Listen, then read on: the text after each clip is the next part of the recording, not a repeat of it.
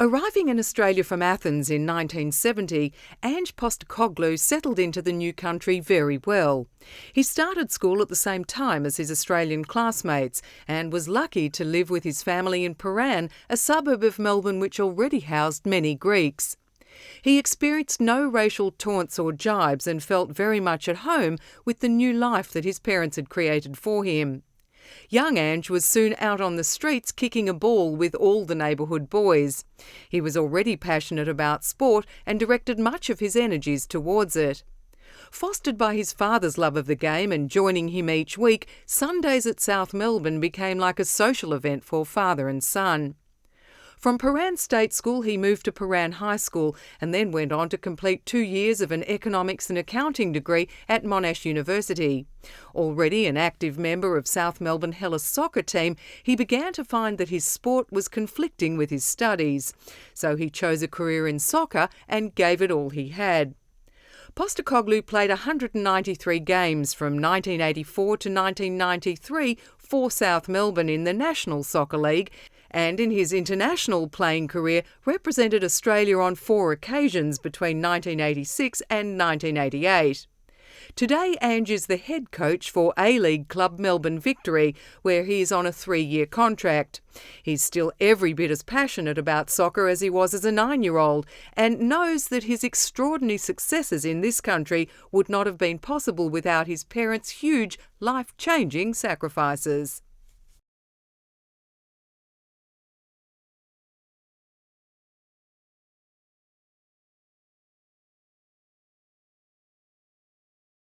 I pretty much remember having a fairly happy childhood. I don't think there was too many issues growing up. I remember my dad and my mum working really hard, and I had a 5-year difference with my sister, and we were never in school at the same time or at the same school, state or high school. So I guess growing up mainly through sport is how I made my connections, and like I said, I think I seem to remember a pretty happy childhood, being outdoors a fair bit, which is a little bit different from today, and enjoying life pretty much.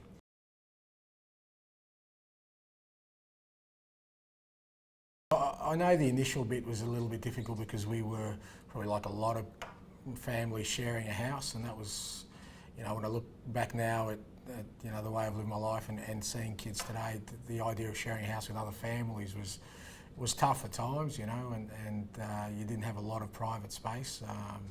And I never felt wanting for anything, but like I said, I do remember that it was quite unusual that we were, sharing house, and it would be with different families at different time. And it was only when we got our own house and we got, I got my own room and all those kind of things that you kind of think back that it was, that was probably the only bit that you not missed out on, but was a little bit unusual at the time. The biggest issue I ever had was probably my surname, having Postecoglou as a surname, and particularly with the teachers and a lot of the other kids just having to spell it all the time, and kids would make fun of it. So that was the only part of me that felt like I was from somewhere else, was probably that at that time. To be honest, my sister must have felt pretty strong about it because she ended up changing it for us. I was still young. She shortened it to Postekos from Postecoglou.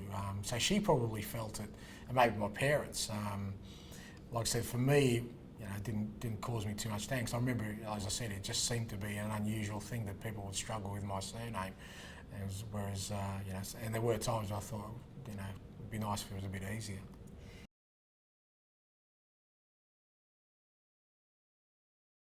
I think it was tough.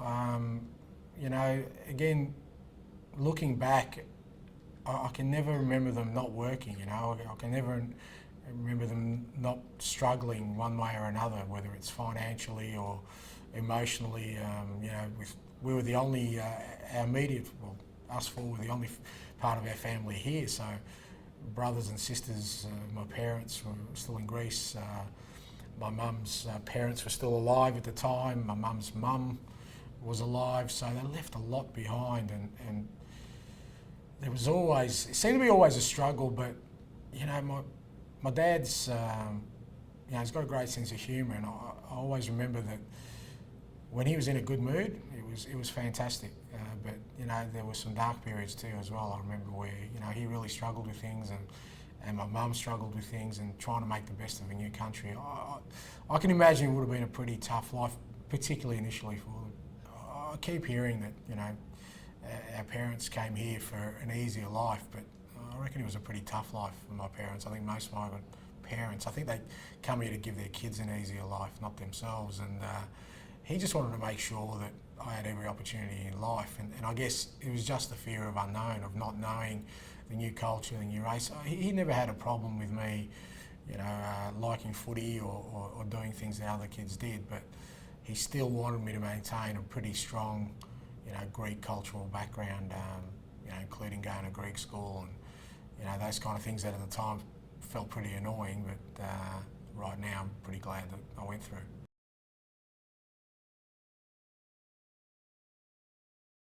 We were always arguing with our parents about it, that we seem to think that the Australian kids, or kids who are born here, seem to have more freedom to, whether it's to go to the movies on their own or walk to school on their own or all those kind of things. It was a real fight to get independence from our parents. And it's funny because it's only later in life you recollect these things that, when I went to Greece at an adult age, I realised how much freedom they have over there, and because I always thought Greece must be like, parents must, have a tight control over their kids, because that was my parents. But it's obvious that my dad and my mum, who were very Greek in their nature, changed what was their natural instincts to let their kids go, to become very, very protective.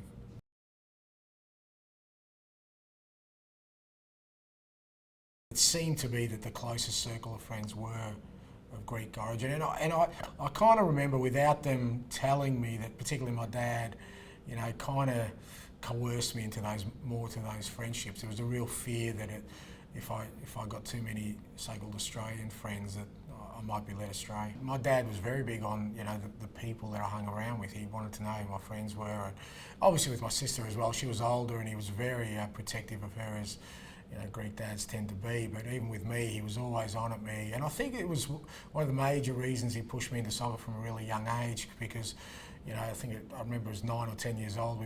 He took me to South Melbourne Hellas to play in the juniors, knowing that there'd be other Greek boys there and other Greek families, and that's where I'd make my friendships. And he was always really strong on making sure he knew that who were my friends. And I said he never ruled out having Australian friends, but I remember him, sort of influencing me at the time to make sure that my friends were of similar backgrounds to me.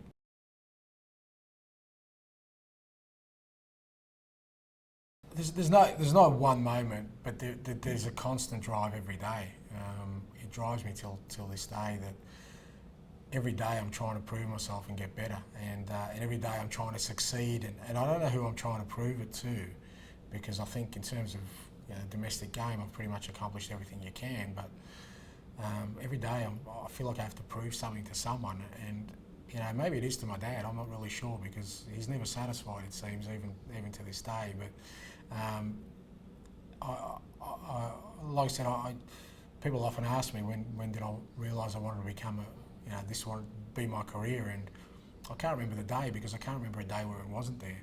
It's been there from the age of 8, 9 years old, that this was going to be my life. Again, my earliest memories of me staying up with my dad late at night watching soccer from overseas, and somehow he just ingrained this real love of the game to me, that it became an overriding passion. I remember being 9, 10 years old and buying the newspaper every morning just to read I used to get 20 cents for lunch money, and I'd spend 5 cents of that on the newspaper just to read about the soccer results and what was going on around the world. And he just really instilled it in me to have a real passion for the game, and it was a constant in my whole life. It always has been. And even when we got to the point of, I remember one time, and it made an impression on me. I was going to Greek school, and because my soccer career was going well, I got a chance to represent Victoria, and the games happened to be on a Saturday morning at the same time as Greek school, and my dad told me to go to soccer, and it made an impression on me how much it meant to him that I pursued this career of mine,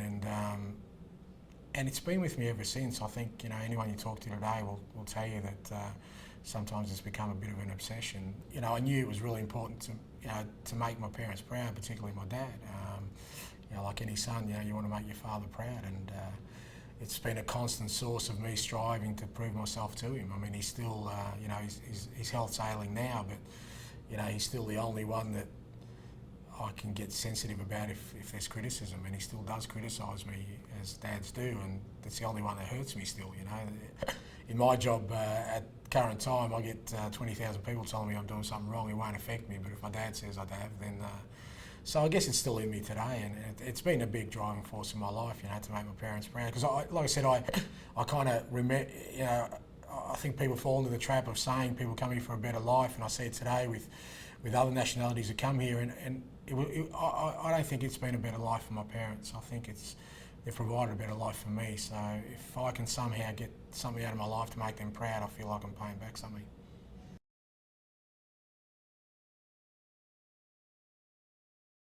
Yeah, no, I definitely remember rebelling against my Greekness, particularly in high school. It was a constant source of irritation to me, to be honest. My sister started sort of enjoying the Greek culture. She joined the Greek dancing group, and at the time that was quite big, and she was really into the Greek music, and I just, it was a real source of irritation. I didn't want anything to do with it. I didn't want anything to do with Greece. I didn't want to do anything to do with the Greek language, Greek culture, and we'd been back to Greece, I think, in 1975 as a 10-year-old, and I didn't really enjoy it that time. I remember I wasn't really happy going back there. I wanted to be an Aussie. The music I liked was Australian. Like I said, I started getting into footy and all these kind of things, and it was a constant source of, as I said, irritation to me. But at some point, and I think as I got a bit older and playing for South Melbourne Hellas, you get exposed to a lot more people from our background who imparted their experiences of life in Greece, and then as an adult, you go back there and visit, and it must have been, I think, probably in my late 20s where it just clicked into me that I almost feel like I belong there now.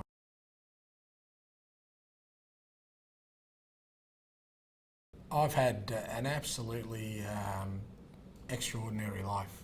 The stuff I've done in my field, I would never, even as a young man or a young kid, have dreamt of doing. I've travelled the world. I've met the most unbelievable people in my field.